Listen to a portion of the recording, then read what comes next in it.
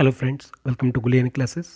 आज हम financial market operation के एक बहुत ही इंपॉर्टेंट टॉपिक सब ब्रोकर्स के बारे में डिस्कस करेंगे। सब ब्रोकर्स जो है वो स्टॉक एक्सचेंज का बहुत ही इंपॉर्टेंट फंक्शन ही होता है।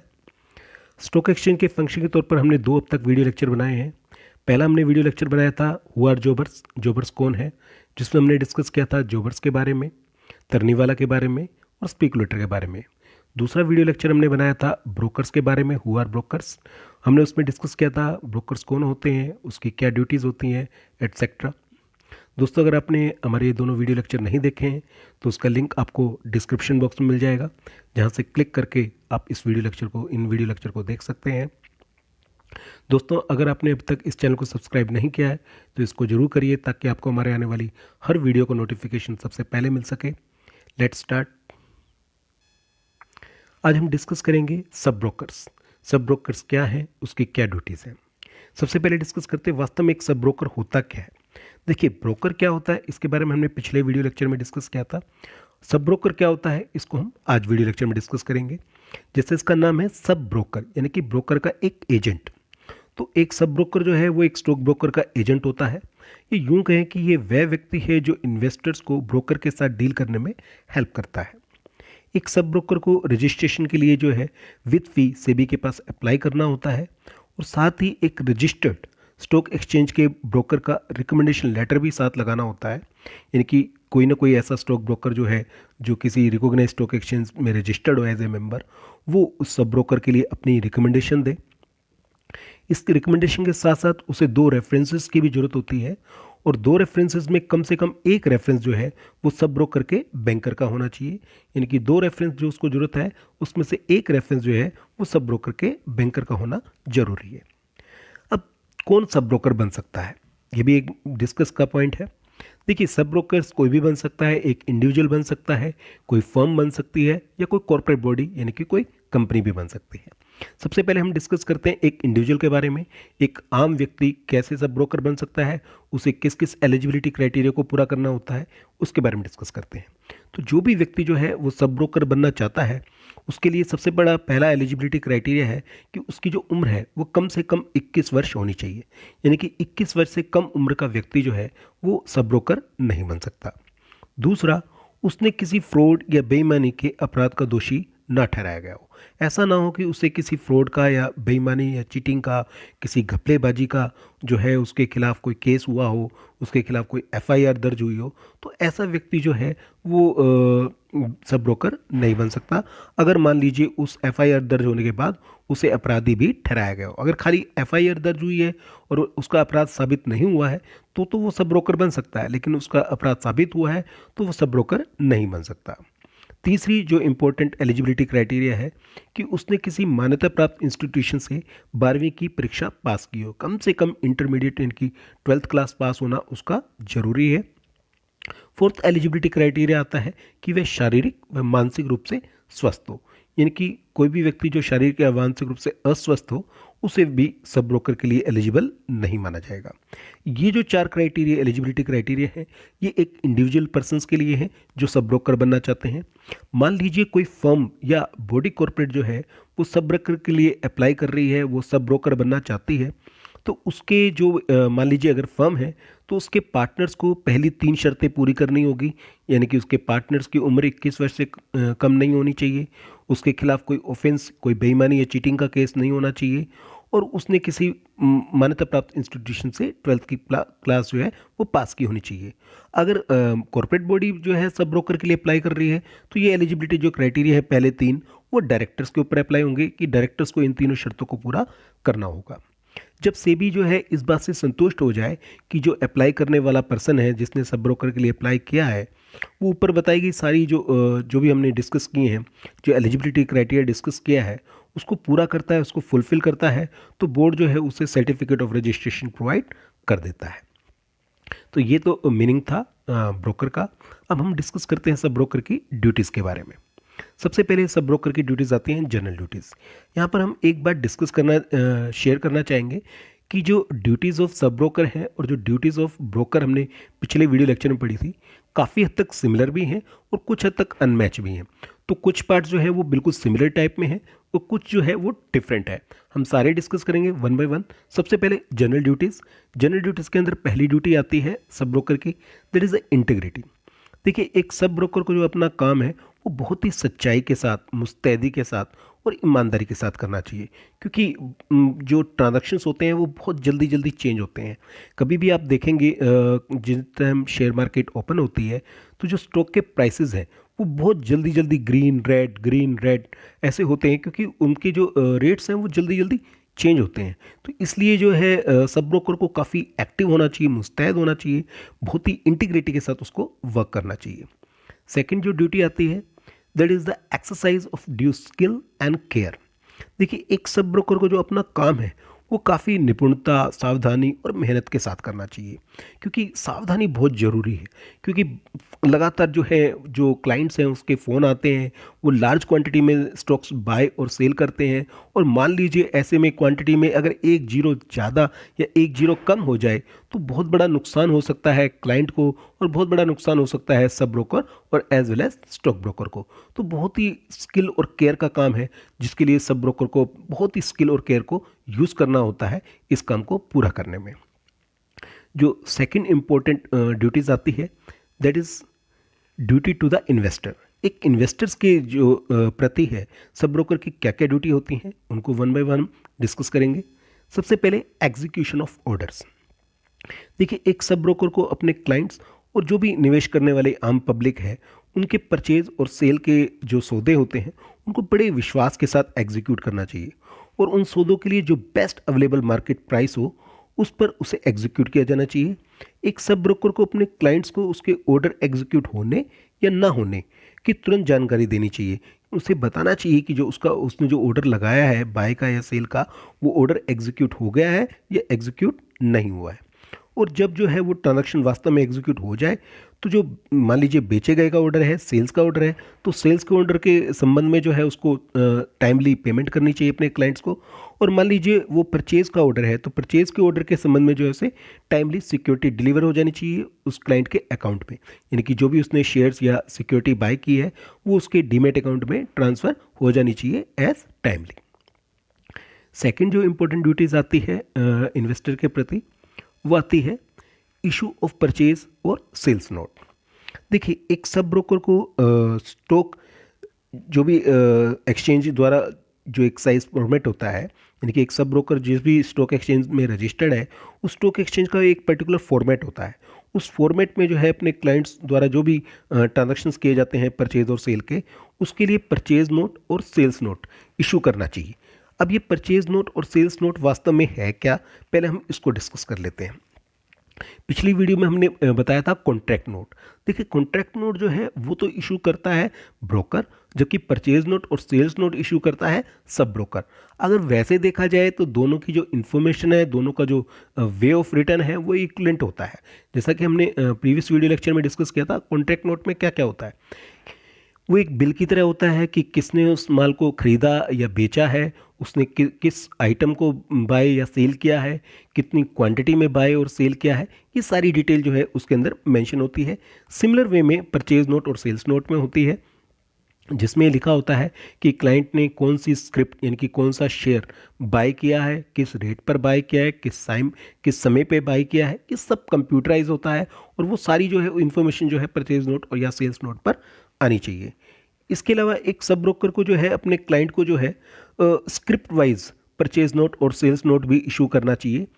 स्क्रिप्ट वाइज का क्या मतलब है, पहले तो हमने जैसे मान लीजिए एक क्लाइंट है, उसने एक दिन में कई सारे शेयर्स बाय और सेल किए, तो एक तो प्रॉपर परचेज नोट और सेल्स नोट बनेगा जिसमें सारी सिक्योरिटीज़ की डिटेल होगी कि उसने इस टाइम पर ये सिक्योरिटी बाय की, ये सिक्योरिटीज़ सेल की। परचेज नोट में परचेज की डिटेल होगी, सेल्स नोट में सेल्स की डिटेल होगी।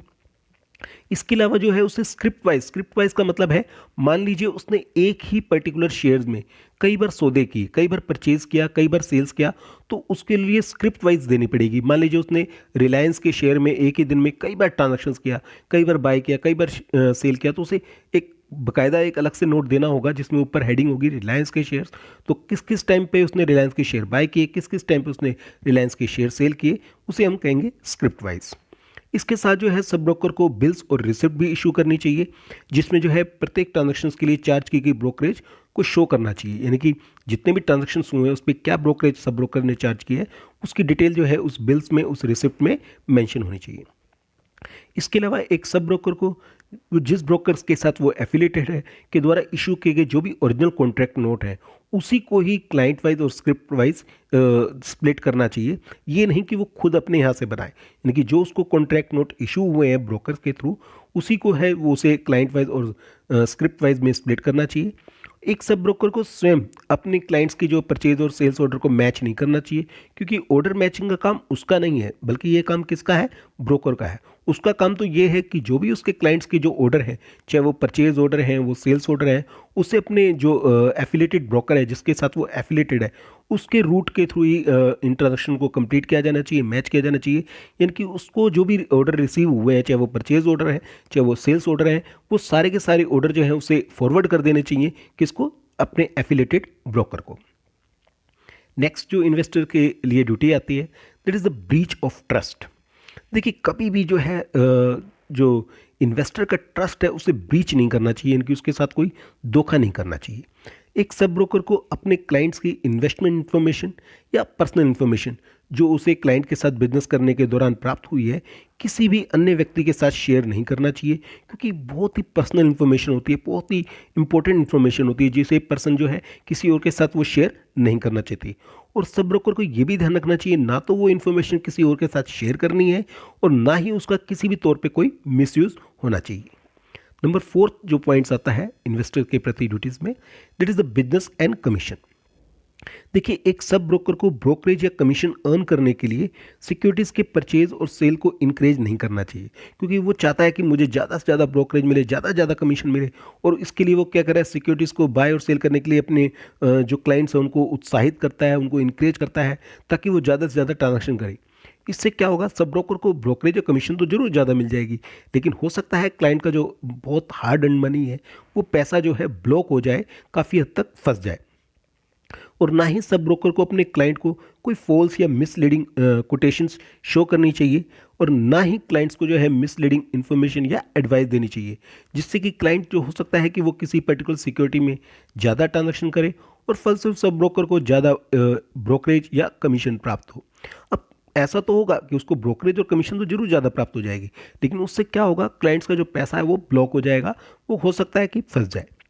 एक सब ब्रोकर को जो है अपने क्लाइंट से जो भी परचेज या सेल्स नोट की वैल्यू है उसके 1.5% इनकी 1.5% से ज़्यादा ब्रोकरेज या कमीशन चार्ज नहीं करना चाहिए। रिस्ट्रिक्शन है, मैक्सिमम 1.5% तक ही ब्रोकरेज या कमीशन चार्ज की जा सकती है सब ब्रोकर के द्वारा। नंबर 5 वेरी इंपॉर्टेंट पॉइंट्स आता है that is the business of defaulting clients. Defaulting clients वो क्लाइंट्स होते हैं जो अपने कमिटमेंट को पूरा करने में फेल रहे हों और पूरा ना कर पाए हों। देखिए एक सब ब्रोकर को ऐसे क्लाइंट के साथ डायरेक्टली या इनडायरेक्टली कोई बिजनेस नहीं करना चाहिए, और ना ही उसका कोई ऑर्डर एग्जीक्यूट करना चाहिए जब उसे पता हो कि वह क्लाइंट किसी अन्य ब्रोकर या सब ब्रोकर के साथ सिक्योरिटी से संबंधित जो है अपने कमिटमेंट को पूरा करने में फेल या डिफॉल्ट रहा है। जब उसे पता है कि ये पर्सन जो है किसी और ब्रोकर के साथ, किसी और सब ब्रोकर के साथ अपने कमिटमेंट को पूरा नहीं कर पाया है, तो उसके साथ डील करने का फ़ायदा ही नहीं है। तो इसका मतलब ये है कि कहीं ना कहीं वो कुछ पैसों के लिए, कुछ ब्रोकरेज के लिए अपने ब्रोकर का नुकसान करा रहा है, अपने बिजनेस का नुकसान कर रहा है। तो ऐसा नहीं हो, ये उसकी एक ड्यूटी बनती है। नंबर 6 पॉइंट आता है फेयरनेस टू द क्लाइंट्स। एक सब ब्रोकर को अपने क्लाइंट के साथ डील करते वक्त ये डिस्क्लोज कर देना चाहिए, क्योंकि वो सब ब्रोकर है तो वह एज ए एजेंट वर्क करेगा, और उसे अपने क्लाइंट के साथ जो है उपयुक्त परचेज नोट और सेल्स नोट जो है तुरंत इशू कर देने चाहिए, जो भी परचेज नोट और सेल्स नोट बनते हैं उसके परचेज और सेल्स ट्रांजैक्शन के, ताकि उसके और उसके क्लाइंट के बीच कोई भी कॉन्फ्लिक्ट ना हो।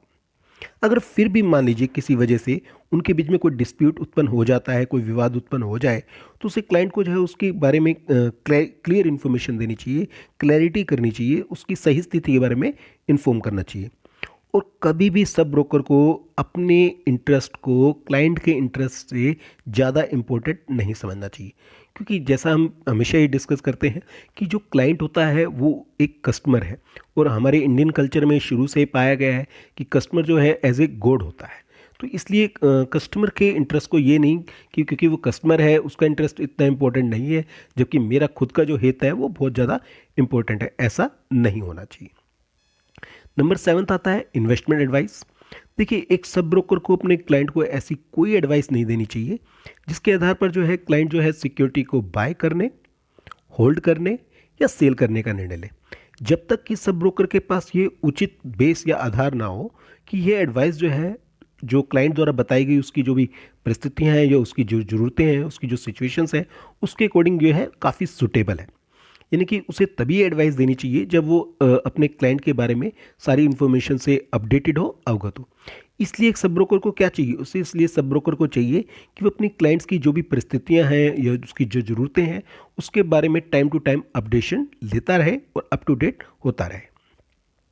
नंबर 8 पॉइंट आता है, that is the investment advice in publicly accessible media. देखिए, एक सब ब्रोकर या उसका कोई भी एम्प्लॉय तब तक डायरेक्टली या इनडायरेक्टली किसी सिक्योरिटी के संबंध में कोई इन्वेस्टमेंट एडवाइस किसी पब्लिकली एक्सेसिबल मीडिया में प्रकाशित नहीं कर सकता जब तक कि वह इस बात को डिस्क्लोजर नहीं कर दे कि उस सिक्योरिटी के संदर्भ में स्वयं उसका या उसके डिपेंडेंट फैमिली मेंबर, एम्प्लॉयज़ या एम्प्लॉयर की लॉन्ग या शॉर्ट पोजीशन क्या है। अर्थात उस सिक्योरिटी के संबंध में उसका या उसके अपनों का निजी हित क्या है, ये डिस्क्लोज करना जरूरी है। यहाँ पर हमने इंपॉर्टेंट वर्ड यूज़ किया, लॉन्ग या शॉर्ट पोजीशन। ये क्या होती है?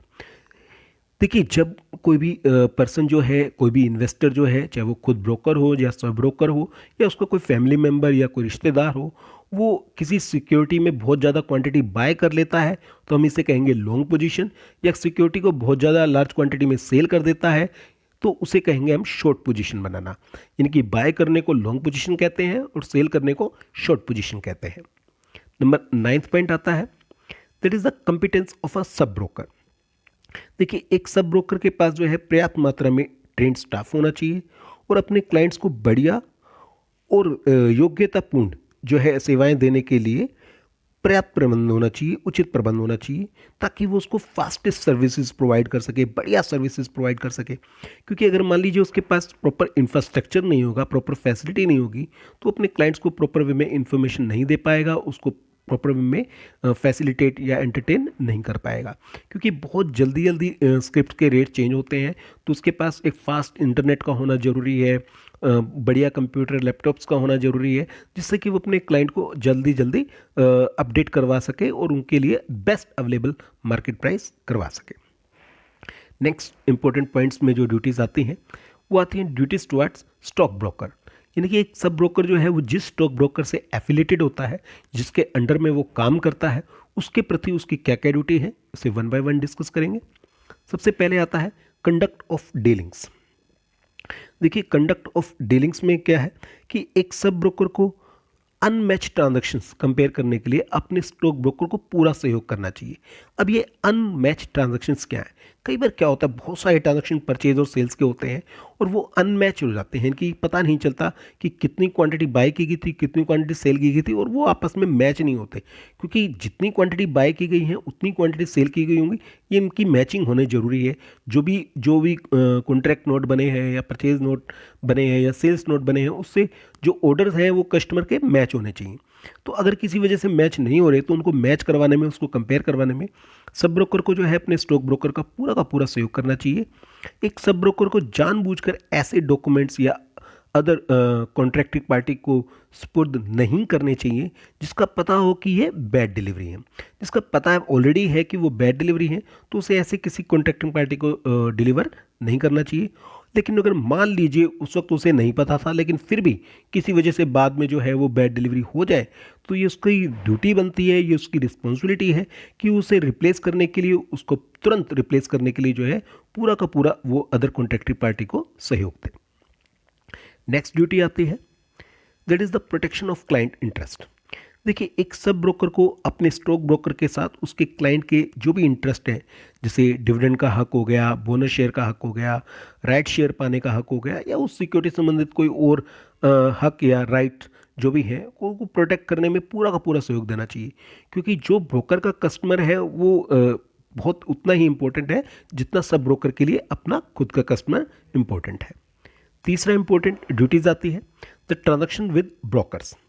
देखिए, एक सब ब्रोकर को अपने ब्रोकर के साथ किए गए जितने भी सौदे हैं उनको पूरा करना चाहिए, उनको पूरा का पूरा कंप्लीट करना चाहिए, उनको एग्जीक्यूट करना चाहिए, और जो भी अपने दायित्व हैं उन अपने दायित्वों को पूरा करने में कोई भी चूक नहीं करनी चाहिए।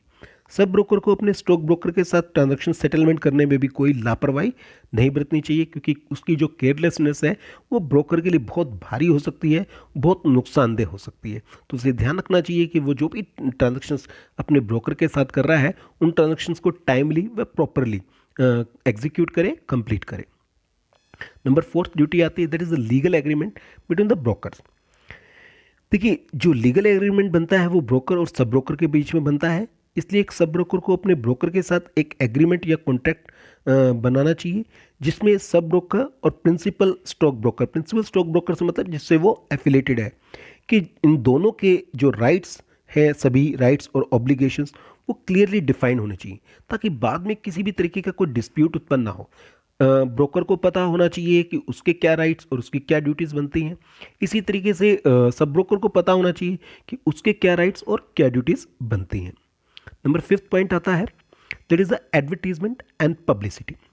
देखिए, एक सब ब्रोकर अपने बिजनेस को तब तक जो एडवर्टाइज नहीं कर सकता पब्लिकली जब तक कि स्टॉक एक्सचेंज जो है उसे अनुमति या परमिशन ना दे, या यूं कहें कि वो उतना ही उसकी पब्लिसिटी कर सकता है जितना कि स्टॉक एक्सचेंज उसको अलाउ करती है, परमिट करती है। नंबर 6 पॉइंट आता है that is the inducement of client. ये बहुत ही इंपॉर्टेंट पॉइंट है। देखिए, एक सब ब्रोकर को रॉन्ग मीन्स का यूज़ करके, कोई भी अनुचित साधनों का प्रयोग करके दूसरे सब ब्रोकर के क्लाइंट्स को अपने साथ जोड़ने का प्रयत्न या प्रयास नहीं करना चाहिए। उसका काम ये नहीं होना चाहिए कि जो दूसरे सब ब्रोकर्स के जो क्लाइंट्स हैं वो उनको बहलाकर फुसलाकर अपने साथ जोड़ ले, कुछ अलग तरह की स्कीमें बताए। ये काम नहीं होना चाहिए, क्योंकि कहीं ना कहीं बिजनेस में भी जो है एक कम्पिटिटिवनेस होनी चाहिए, एक गुड फेथ के साथ, एक गुड कंपटीशन फीलिंग के साथ जो है आपस में कंपटीशन करना चाहिए, रॉन्ग मीन्स का यूज़ नहीं करना चाहिए। नंबर 4th जो ड्यूटीज़ आती है सब ब्रोकर्स की, वो आते हैं ड्यूटीज़ टुवर्ड्स रेगुलेटरी अथॉरिटीज़। जो भी रेगुलेटरी अथॉरिटीज़ है उसके जो प्रति है सब ब्रोकर की क्या क्या ड्यूटी आती है। सबसे पहली आती है that is the general conduct. देखिए, एक सब ब्रोकर को dishonourable, disgraceful, disorderly, improper conduct on stock exchange जैसे कार्यों में लिप्त नहीं होना चाहिए। यानी कि ऐसे बेईमानी, चीटिंग, अपमानजनक, नियम विरुद्ध कार्य, ऐसे कार्यों में लिप्त नहीं होना चाहिए, और जानबूझकर स्टॉक एक्सचेंज के बिजनेस में कोई भी अवरोध या ऑब्स्टेकल उत्पन्न नहीं करना चाहिए, क्योंकि जो उसकी जो स्मूथ फंक्शनिंग है स्टॉक एक्सचेंज की उसमें कोई भी हर्डल क्रिएट नहीं करना चाहिए, और उस स्टॉक एक्सचेंज के जितने भी रूल्स, बाई लॉज और रेगुलेशंस हैं उनको प्रॉपर वे में फॉलो करना चाहिए, उनका पालन करना चाहिए। नंबर 2 आता है that is failure to give information.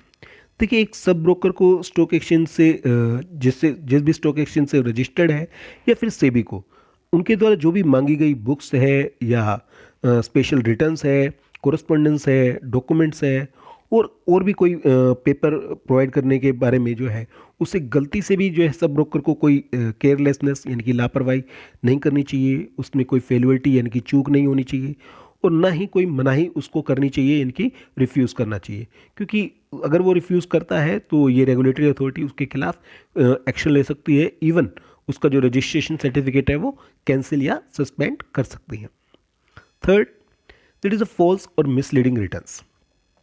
देखिए, एक सब ब्रोकर को सेबी या स्टॉक एक्सचेंज के पास जमा की जाने वाली रिटर्न्स को सबमिट करने में, जैसे हमने पहले डिस्कस किया है, कोई भी केयरलेसनेस नहीं करनी चाहिए, कोई भी लापरवाही नहीं बरतनी चाहिए, फेलियरिटी या चूक नहीं होनी चाहिए, उसे भरने में कोई मनाही या रिफ्यूजमेंट नहीं होनी चाहिए, और ना ही उस रिटर्न में किसी भी प्रकार का कोई फॉल्स या मिसलीडिंग स्टेटमेंट डालना चाहिए, क्योंकि अगर बाद में रेगुलेटरी अथॉरिटी को पता चल गया कि इसमें फॉल्स या मिसलीडिंग रिटर्न्स डाली गई है, भरी गई है, तो नचे बते जो रेगुलेटरी अथॉरिटी है वो उसके खिलाफ स्ट्रिक्ट एक्शन ले सकती है, और उसके यहाँ तक कि उसके बिजनेस को सस्पेंड कर सकती है, और उसका रजिस्ट्रेशन जो है परमानेंटली कैंसिल भी कर सकती है।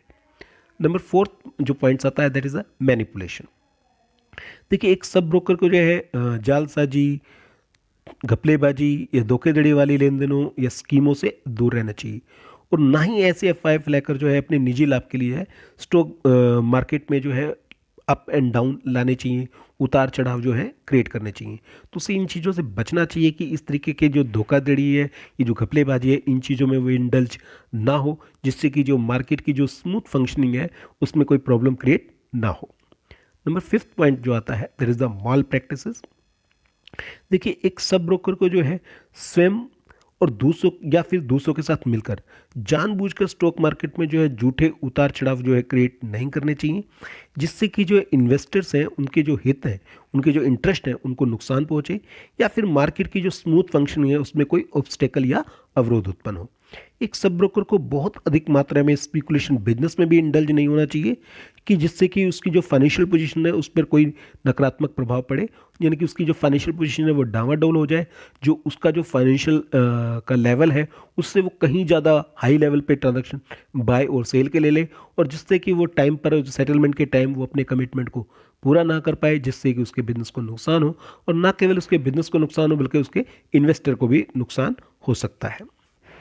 तो ये duties against the regulatory authorities हैं। अब हम लास्ट पॉइंट डिस्कस करेंगे, that is a model agreement. देखिए, एक सब ब्रोकर को जैसे हमने पहले डिस्कस किया, एक एग्रीमेंट क्रिएट करना होता है, कॉन्ट्रैक्ट नोट बनाना होता है, किसके साथ? अपने ब्रोकर के साथ। इसके लिए जो है सेबी ने ब्रोकर व सब ब्रोकर के बीच होने वाले एग्रीमेंट के लिए एक मॉडल एग्रीमेंट तैयार किया है, जिसमें कुछ गाइडलाइंस दी गई हैं कि ये एक मॉडल एग्रीमेंट है, कोई भी सब ब्रोकर चाहे तो उस मॉडल एग्रीमेंट को अपना सकता है या उससे मिलता जुलता बना सकता है। अब इस एग्रीमेंट के मुताबिक जो है एक सब ब्रोकर केवल उसी ब्रोकर के साथ जो है डील कर सकता है जिसने उसके रजिस्ट्रेशन के लिए जो है रिकमेंड किया था या रिकमेंडेशन दी थी। वो अन्य ब्रोकर के साथ डील करने पर जो है उस पर रिस्ट्रिक्शन है, जब तक कि वे किसी और ब्रोकर के साथ डील करने के लिए एक अलग से रजिस्ट्रेशन सर्टिफिकेट प्राप्त नहीं कर लेता।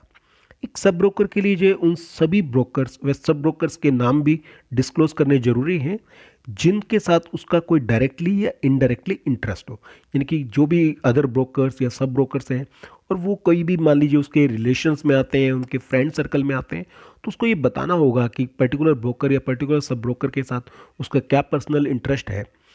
ये भी बहुत ज़रूरी हो जाता है सेबी के द्वारा। एक सब ब्रोकर को जो है अपने इन्वेस्टर्स और क्लाइंट को सेबी द्वारा जो भी फॉर्मेट है उसका एक डाटाबेस जो है तैयार करना, मेंटेन करना जरूरी होता है, यानी कि जो है जो भी सब ब्रोकर होता है उसके पास जितने भी इन्वेस्टर्स और क्लाइंट्स होते हैं, सेबी ने एक प्रॉपर फॉर्मेट तैयार कर रखा है। उस फॉर्मेट के अंदर जो है उनका डाटाबेस मेंटेन करना होता है, जिससे कि सेबी कभी भी उसके बारे में, क्लाइंट्स के बारे में या इन्वेस्टर के बारे में कोई इन्फॉर्मेशन मांगे तो वो इन्फॉर्मेशन जो है वो आसानी से प्रोवाइड कर सके। तो आज हमने डिस्कस किया कि सब ब्रोकर क्या है, उसकी क्या डिफरेंट ड्यूटीज़ हैं और एक सब ब्रोकर और ब्रोकर के बीच में क्या मॉडल एग्रीमेंट बन सकता है। रेफरेंस बुक्स के तौर पर आप कल्याणी पब्लिकेशन की बुक्स शशि के गुप्ता एंड अदर्स पढ़ सकते हैं।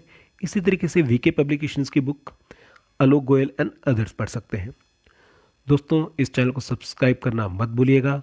अगर आपको ये वीडियो पसंद आई है तो इसको जरूर लाइक करिएगा, अपने फ्रेंड्स के साथ शेयर करिएगा, ना केवल अपने कॉलेज के फ्रेंड्स के साथ शेयर करिएगा बल्कि अगर आपके फ्रेंड्स दूसरे कॉलेजेस में हैं तो उनके साथ भी शेयर करिएगा। आज हमने जो भी टॉपिक डिस्कस किया है उससे रिलेटेड कोई भी आपकी क्वेरी है उसे कमेंट बॉक्स में डालिएगा। आप अपनी क्वेरी जो है हमें ईमेल कर सकते हैं, हमारी ईमेल आईडी gulyani-classes@gmail.com पर। आप हमारे फेसबुक पेज गुलियानी क्लासेस को भी फॉलो कर सकते हैं। इस पेज पर आप जो है अदर इन्फॉर्मेशन भी गेट आउट कर सकते हैं, जो भी स्टूडेंट से रिलेटेड हायर एजुकेशन डिपार्टमेंट के भी सर्कुलर या नोटिस इशू होते हैं वो टाइम टू टाइम वहाँ पर अपडेट कर दिए जाते हैं। तो मिलते हैं दोस्तों एक नए वीडियो लेक्चर के साथ बहुत जल्दी। Thank you.